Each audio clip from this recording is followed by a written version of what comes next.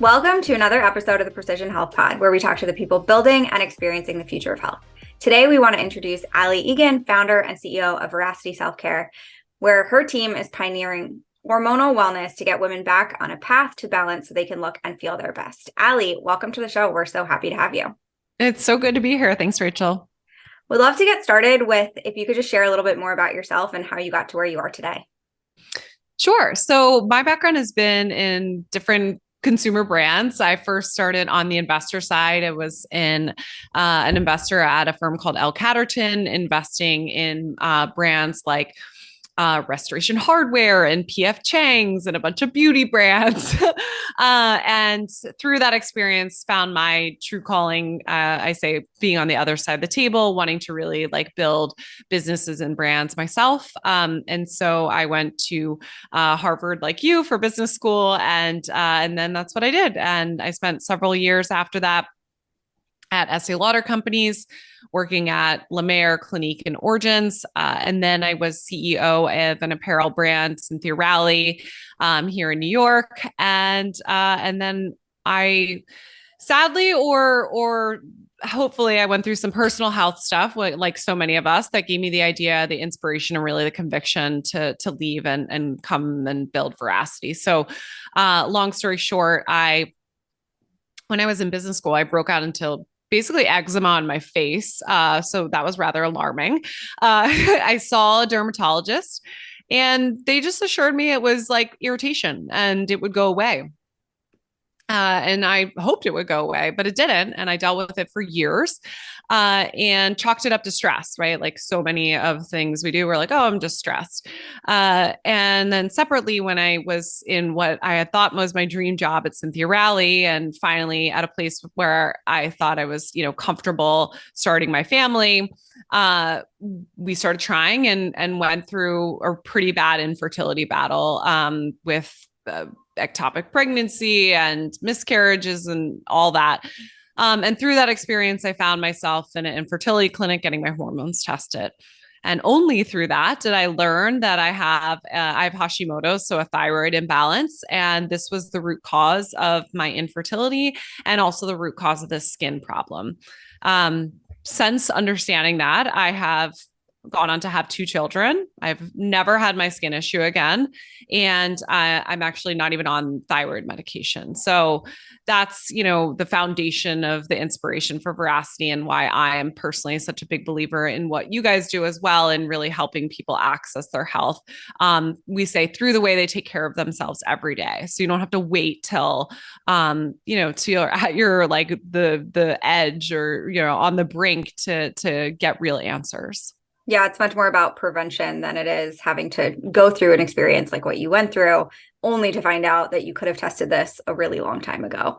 It sounds like you stay on top of your hormones, you're looking at your data, but now after having a successful career, you're now a founder, you're a mom of two. What else do you do to stay on top of your health and make sure you're focused and productive on a day-to-day basis? Yeah, I think this experience has given me the tools to listen to my own body. So a lot of it is just like having these regular check-ins, understanding like through actual testing and then through, that daily sort of monitoring and maintenance, knowing where you can push yourself and knowing where you need to go back. And I think the amazing thing about having a deeper awareness of your hormones and your hormonal cycles is learning like I don't do full cycle syncing, but I do like kind of cycle syncing light, if you would, under like, cause I'm also a marathon runner and, I don't want to give that up. And I'm like, I don't think you have to. It's not like, oh, I can only do like gentle things. Like, no, you can really like push yourself. You can, do keto, do intermittent fasting or whatever, but you have to know when and how much. So I think having those like that awareness of my body has been really, really helpful for me. And then really thinking about like recovery in different ways, like physical recovery, but also like stress and mental recovery and some other like tips and hacks to do that. Like, for example, like, and this has come through like our team and helping, give people what I always love to call it like new and novel, like concrete recommendations, because course people like want to know, like they need more people need education on the basics of health, right? Like I should eat more vegetables, I should drink more water, like that kind of stuff. But really like what people gets people excited and committed is like doing something they haven't heard of before. So like even with me with sleep, like I'm a new mom as are you. Like there's only a max amount of sleep you can get when you're like a Right. new mom and a founder. So you're like, how can I make my sleep more efficient? So for me, things that have worked are like setting my room temperature like much colder even than you would think, like 65 degrees. That helps me fall asleep faster, get to deeper sleep, and have that more restful time. Wearing a face mask like over my eyes and like having that complete shutout. Those things have helped me. I'm also a big believer in Epsom salt. So that's been one of my recent things that I've been doing a ton. The Epsom salts, is it like taking baths? Like, is there any other way to kind of get the benefits from it? Yeah. Well, I end up, because I'm a runner, I end up doing it like on my feet. So you don't have to like Okay. take a full blown bath, but I do sometimes. So I will literally take like a bowl and like put my foot in it or something else. There are like some gels and other things that you can get now. But yeah, I think the sort of OG like basic Epsom salt is the best way. Yeah, definitely. And we talked a little bit about your nighttime routine. Do you have a morning routine or anything you do to get yourself started in the day? Yeah, I am an early riser. I wake up pretty ridiculously early, but that's also another body awareness thing. Like you can understand like what your own circadian rhythms are and like not be ashamed of it, but just own it. Like my husband's kind of the opposite. He's like a night person, but if you're like, okay, and like you organize your day around that, I think that's a really smart thing to do. Yeah, my morning routine is I get up, I usually have half a cup of black coffee and then I do some exercise and organize my day before my kids wake up. And just a kind of founder hack I've started doing is like before I check my email, like take a post-it note and write out the things I need to do today. And because it's like if you can't remember what the things are you need to do today, then like you probably don't need to do them. Maybe eventually, but not today. And so I think it's a really good practice to ground yourself in like what is the most important thing today. So then when all the other stuff starts coming in and giving you sort of that like info overload, you can sort of anchor back to what your like sort of personal mission is for the day. I love that. And if you're a busy professional, you're a founder, you probably are waking up and immediately have those. These are all the things that I need to do. So it's not going to be Yes, hard to fill that post-it note. You might need exactly. multiple. Exactly. Uh, Well, but that's the trick too. You stick to one because I am unrealistic sometimes with like the amount you can get done. And then you just end up like disappointing yourself. And that creates another waterfall. So I feel like if you have the discipline to keep it short and sweet, that's also part of the success of it. yeah, and the magic around it. And you Yeah. mentioned a couple of different ways of eating or things ways to think about eating, especially related to cycles. How do you think about your nutrition? Like, what's your overall philosophy there? Yeah, I think you need to know. I hate that. I call it like the anti-Google, where you can just Google like the best diet, the best whatever. And it's like that doesn't exist. You need to know what is right for you. Like, so for example, with me, like what helped me manage my Hashimoto's was going gluten-free. So I haven't eaten gluten since late 2018. And I've seen that make a material difference in my body's inflammation, which I think is what allowed me to actually successfully have kids. And also in like the sort of things that a lot of people complain about, inflammation, or bloating, irritation, constipation, all that stuff.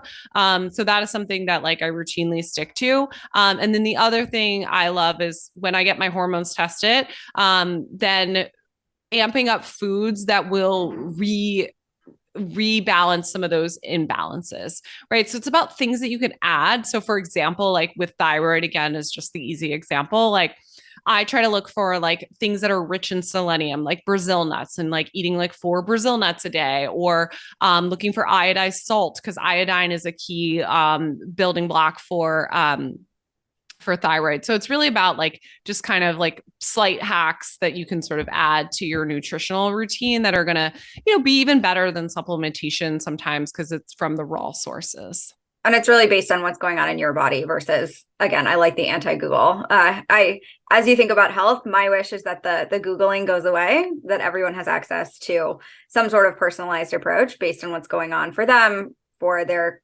hormones, their data, and their unique lifestyle, because we all have such unique needs. And as you think about from a mental capacity, being a founder is stressful, being a mom is stressful. How do you kind of help manage your stress?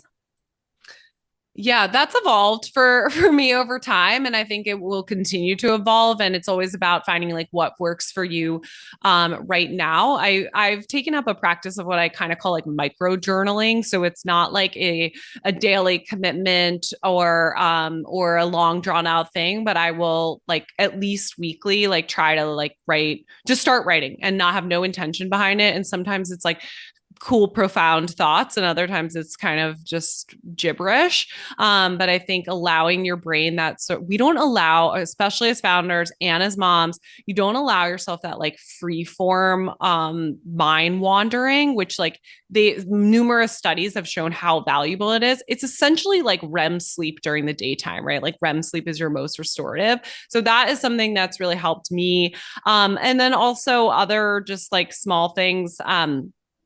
I use a sage spray because sage is really proven through functional medicine over time to sort of ignite that melatonin response. And I literally spray my pillow with this white sage spray, and it just, I don't know, it just helps like calm it down. Interesting. I have not heard that. I'm going to have to try it. Taking melatonin doesn't work very well for me. So anything that can help with the body response is a lot better. And I'd love to dive a little bit deeper into Veracity. So for any audience members who aren't as familiar, what is it that you all do? Yeah. So our mission is to get women on a path to hormonal balance so you can look and feel your best, because hormones are the number one cause of skin, hair, nail, other aesthetic issues, and obviously a big influence on your overall health. As you know, they're like the chemical messengers that control every single organ in your body. So we help women and men, but mostly women right now, through three ways to know, treat, and rebalance your hormones. So on the know side, we have an at-home hormone test. It's a saliva test where you can know what's actually going on in your body. On the treat side, we have a line of skincare and supplements that are going to help you deal with those symptoms or ailments that you'll be experiencing in a way that is all completely hormonally clean. So meaning free of all endocrine disrupting chemicals in our formulas and our packaging. So you're not going to just further imbalance your hormones through what you're, putting on your face. And then the last is through rebalancing, and that's through personalized recommendations from our tests as well as supplementation. And from an endocrine disruptor perspective, some people know what it is, a lot of people don't. What are some common disruptors that we can find in our skincare or supplements or packaging that you guys stick to staying away from? Yeah. So plastic is the number one, BPA, which I'm sure you've all heard of. That's the reason why you should not be drinking out of plastic water bottles. You shouldn't be putting plastic in your dishwasher. That in packaging will seep into any of your formulas. You put it on your face twice a day. It is really disruptive. And there's a lot of the ones that Clean Beauty has now started to get out, like phthalates, and there's a ton of other like scary ones that you probably would never know would want to know were in skincare products in the first place. But then there's also a lot of natural ingredients that are known hormone disruptors that like for some reason we just think are okay to use. Like soy is a big one, lavender, papaya, azelaic acid. There's the list kind of goes on, and that's part of what we view as our value. We worked with our medical team and a PhD in hormonal health, so there's a list of over 16,000 ingredients that we exclude from our products to make sure they're truly safe for your health and hormones. And it sounds like there's a lot of research going on around both the natural and artificial ingredients that are endocrine disruptors. Exactly. I mean, the whole philosophy is like your body has amazing abilities to heal itself. Like a lot of what you need to do is understand what it needs from you, right? Like what it needs you to put in and what it needs to take away. And what it needs to like stop messing up its rebalancing. And when you look at hormones, what hormones are you specifically looking at in your skin and health test? Yeah, so we test for 5 hormones that are most directly related to aesthetic appearance and also have an influence on overall health. So that's estrogen, progesterone, testosterone, cortisol, and DHEA. And are there any others as you think about if people want to test beyond that, that would be helpful to look at?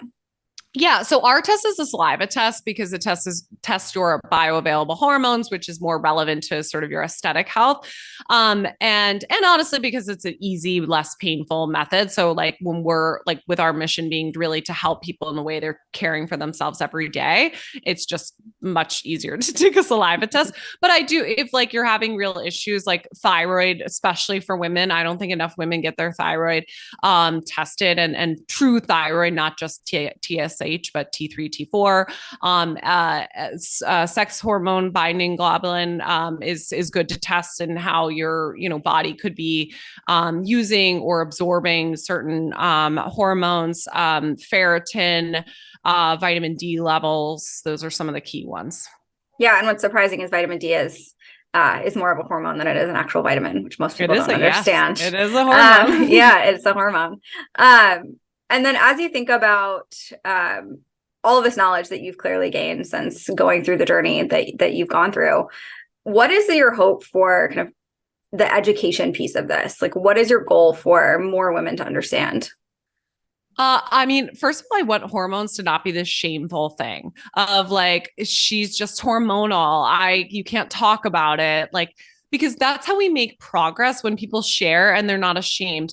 A key reason why I think people don't get good care is because they don't even share what they're experiencing with their physicians.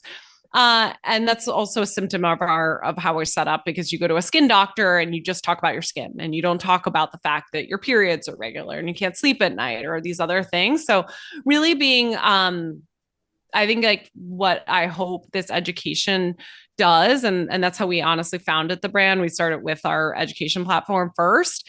It just allows you to be a more informed person and like CEO of your life, right? And then you can like make better decisions from a product perspective, come to your doctor and share all the things that are going on, and hopefully get better results like aesthetically, and then really have a handle on your overall health.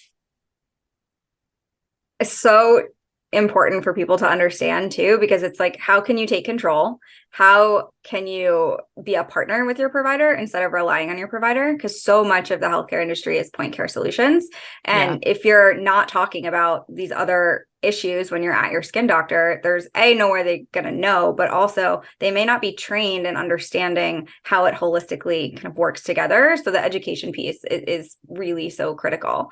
And as you kind of think about what this future looks like beyond just hormonal health, what do you envision healthcare looking like in 10 years? Yeah, the way I like to think about it is the bifurcation between healthcare and consumer and all these other things is like made up in the minds of investors and like business people. Like humans walking around are not thinking about like, well, I'm making a healthcare decision versus this other decision. Like you have a set of problems and you're trying to get solutions for it. So I think the future is really finding ways to get the right information about yourself and have access to that across any of these decisions that you're going to be making. Today, sadly, it comes through like being proactive and doing a routine test or doing a veracity test or whatever. Hopefully over time, like that will that will merge, and there's going to be more ubiquitous sort of proactive testing and vetted recommendations for you. But like, I mean, my dream is that like you don't have to wait till you're getting out of balance to get rebalancing tips. So for example, if you're able to, have the mechanisms to test almost daily, you're going to know like, hey, my vitamin D levels are dropping. And so before like you even start to feel any of the symptoms, you can, start supplementation or get outside a bit more or have some salmon or whatever, like take these steps. So that's my dream, but I know we're not super close, but we're making progress. And as you think about what's next for Veracity, how do you see you guys fitting in to this dream? Yeah, I mean, first I would just want to like turn the beauty industry on its head and be like, guys, you're all talking about like health and wellness, but like it's all kind of BS. Like I want to be like the only like true beauty comes from being a healthier person, and like that's how you see results, and that's how you stop treating, symptoms and actually, get long-term success, right? So that's what I want to do in the short term, and then in the long term, I just want to be a partner to the other folks, whether it's full care providers or other businesses like yours, where it's really like making our society healthier and happier together, and thinking of the different ways that address those needs to really create that full picture and support for people. And how do you think about the other pieces of the healthcare system fitting into this? Because today we're talking a lot about consumer-driven kind of decision-making, consumer-driven purchasing. But for a large swath of the US, of the world, it's not always the case. So how do you think about enabling this other piece to get to that dream faster? I mean, what I would hope is that the education at a medical school level changes. I don't know globally. I'm not as informed. I'm more like, smart on the US healthcare system. But like the fact that, still doctors are required of whatever, 4 hours of nutritional training, 0 hours of hormonal training. Like it's just sad. Right. And so it's like, we need to rebuild that part of it. And maybe perhaps add other kind of types of healthcare providers where we're not expecting, look at an OBGYN whose bulk of their training goes into delivering babies, which is a very important and high risk thing. So like, do you want to take anything away from that part of it? Maybe not. So maybe do we need to stop relying on them for everything that is female health? Probably. So I just think that there's like, we got to rethink the system a bit. Makes sense. The education piece across the board is really important. And as we think about everything that you've accomplished, going from investing to running a fashion brand to now being a founder, for folks that are in your position, what kind of advice would you give to them, or advice that you'd give to your younger self?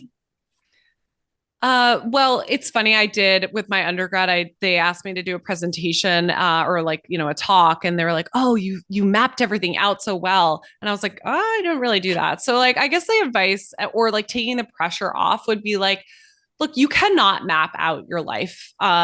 You should obviously think about the future, but the way I think it's most diligent to go about it is like, what jobs or roles are going to fulfill you, both from what you're doing on a day-to-day basis and who you're doing that with, and what skills do you need to get there. And as long as you're building skills and experiences that will better enable you to do that future job better, like you're moving in the right direction. And you'll probably take sideways steps and backward steps and all that stuff, but that's like all a normal part of the process. And then the other thing I like to say to like young potential entrepreneurs, is I think, especially for women, like you need to share your ideas like earlier and often. There's this like preciousness to like wanting to have something perfected or a beautiful slide deck or whatever. And part of the founding of Veracity was I was at a dinner party and just kind of like said this idea in a very not articulate way to a friend of mine who ended up being our very first investor. And so I really truly am grateful for sharing that, for getting that out, and then having that thought partnership and really confidence to leave a great job to start something new. And you really can't get to that perfect deck or pitch or any of that until you start sharing it, because it's not going to be right on the first try. 100%. And as you think about being a female founder, so it's rare, right? We're two women that are founders in health, both with two kids. What cool. advice? Yeah, I know. What advice do you have for other founders, and women founders specifically, as they think about kind of building a life, whether that's including a family, building like relationships with partners? Because I find so many women are often like, I want to have a family. I can't start a business. So how do you think about that? Yeah, I have a lot of thoughts on this. It's really kind of ridiculous that our only options sometimes are just to go full, like sort of balls to the wall or remove ourselves entirely. But I guess like my more practical recommendations would be really consider like what your family needs and like what are the resources that you have. I feel really lucky that my husband has a stable job that allows us that backbone while I'm doing this thing that is a bit more risky, right? But I don't know that I would have made the same decisions without that. And then the other thing I personally want to be a bigger advocate for, because I waited, right? Like I was a career driven person and I waited to have my family until I felt like 100% safe and had achieved at least enough in my career. But like your biology starts to work against you. And as much as you can do, like, I think we need to encourage women to have children whenever is right for them at potentially at younger ages and help provide true, like real childcare. And by that, I don't mean like 9 to 3 like that. And you can't work like that. Right. Like, but the only way I can, be a great mom and be a great founder and CEO is I have help. Yeah. And asking for that help and recognizing it too. I agree. I think the childcare thing is so hard. I think asking for help is so hard. Thinking about, so my oldest is now like going towards school and thinking about, oh, school is from 9 to 3. You can work during that time. And I'm like, this is hilarious. Like, how do people actually do this? And so having that understanding, and also knowing, I'd like to add that you can find great investors. You can find great supporters who, if you're founding a business and you're having a baby, you can do both. It's going to be hard. It probably won't look like your other friends who are working somewhere else or maybe taking 6 months off, but it's doable, which is something that's so important for people to understand. Well, thank you so much, Allie, for joining us today. Just want to close out with where people can find you and find more about Veracity. Sure. Thanks for having me. You can check us out on social at Veracity Self-Care and on our website, veracityselfcare.com. So this was so fun. It was such a pleasure chatting with you. And I'm so honored to be in your company. Thanks so much.